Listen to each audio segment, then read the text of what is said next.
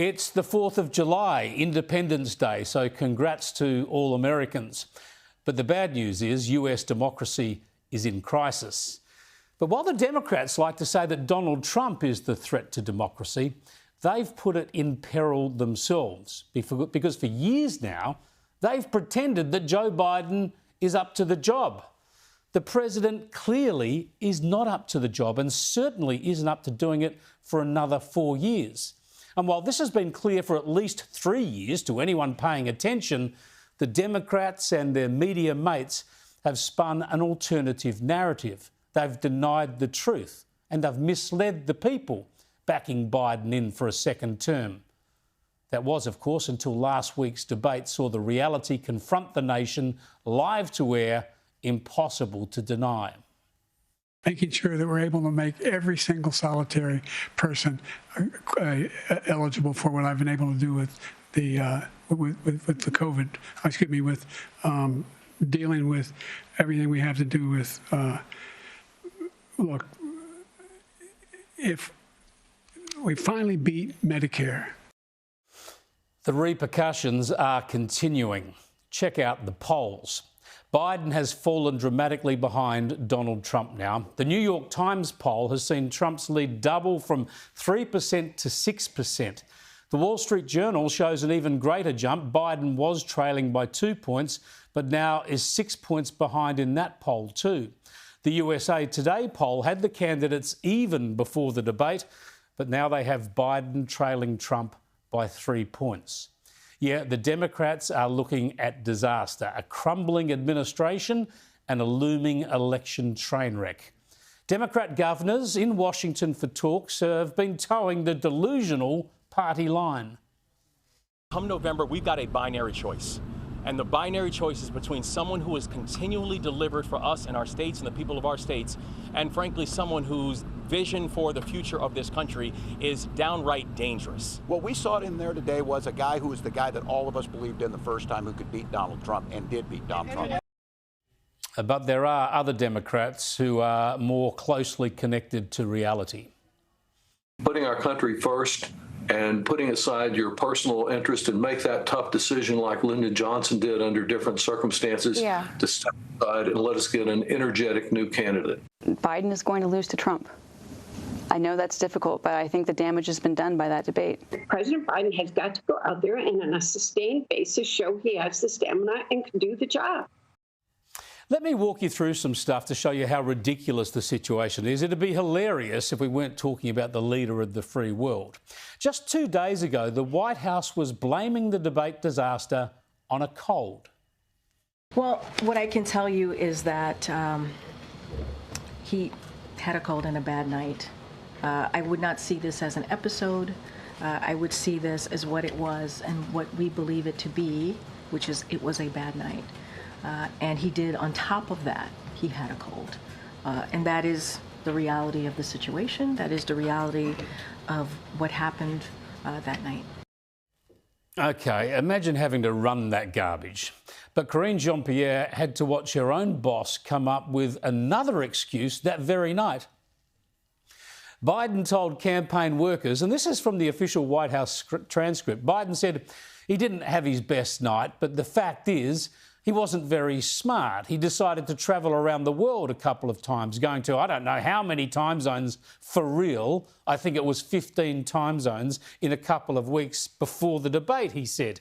And he didn't listen to his staff, he said, and he came back and nearly fell asleep on the stage. Now, this is just absolute rubbish, and I'll come back to explain that. But first up, what about the spokesperson? She said it was a cold. So the next day, her reliability was questioned. Can you clarify whether, when you took the podium yesterday, did you not know that that was a major And I want to say factor? that is my bad. That is definitely part of the explanation of what had occurred. I did know that. I did know that.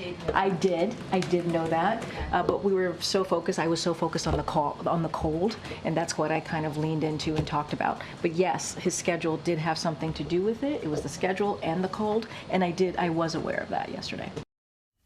It's like a Seinfeld episode, and she's George Costanza. You know, she tells one little lie and then the lies escalate to try and cover up the last lie. The spokesperson's struggling to keep up with the president's excuses, but has to pretend it's all her bad because otherwise she confirms that the president's just making it up as he goes along. What a circus. But let's get back to this schedule excuse, the jet lag excuse. Once more, it's complete bunkum.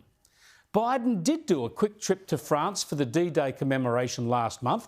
Then he went back to Italy for the G7. But the president returned to the US 12 days before the debate. Biden flew into Los Angeles on Friday, June the 14th. He stayed in LA over the weekend. Then he flew back to the White House on the Sunday night. He worked there for all of Monday and much of Tuesday before flying to his beach house in nearby Delaware. After a couple of days at the beach, he flew with his family to Camp David, the presidential retreat in Maryland, also close to DC. He stayed there for a full week, resting and prepping for the debate, for 7 days before flying down to Atlanta for the debate. How can he be jet-lagged after nearly a fortnight in the US and 7 straight days at a retreat? If President Biden was fatigued during the debate because of overseas travel that was 12 days beforehand, like he said he was last night, doesn't that raise questions about his ability to effectively serve a second term until he's 86 years old? Well, I mean, look, I think there's multiple factors here to consider.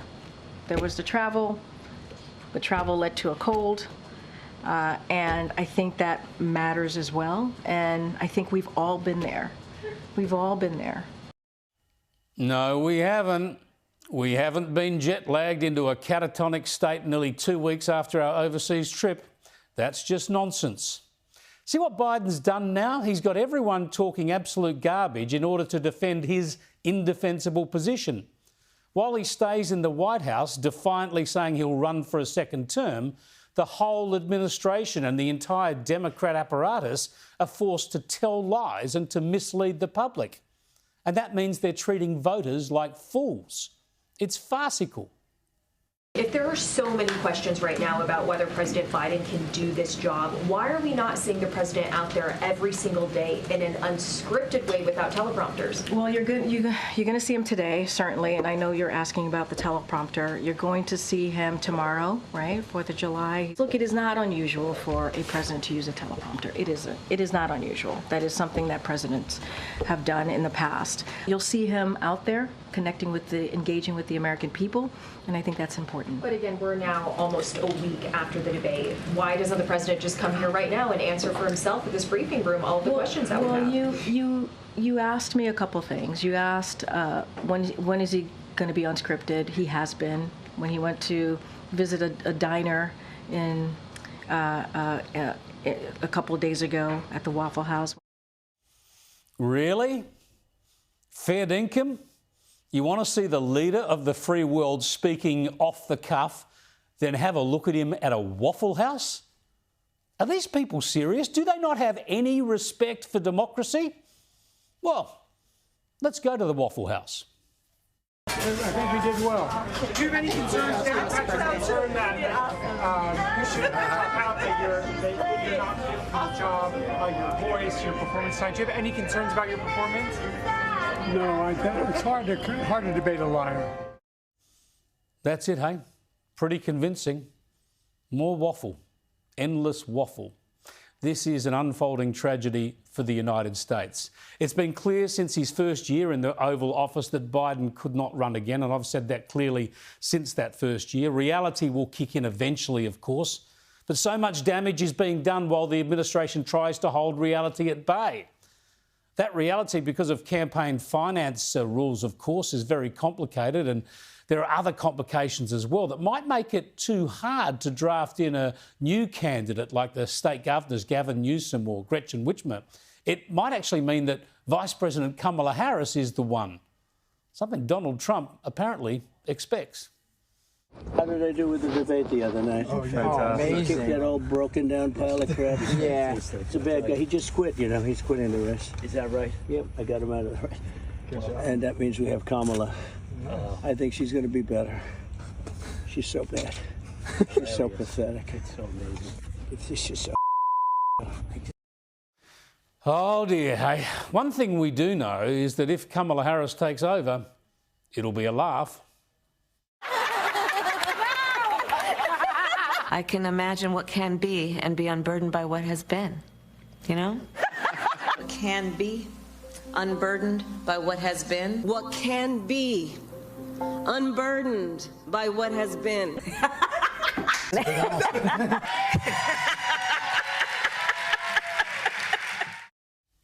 I'm pretty burdened by what's going on at the moment, and I don't know what can be. Can the Democrats let this happen? No wonder the great republic is in a great deal of trouble. They need to sort it, and they need to sort it quick.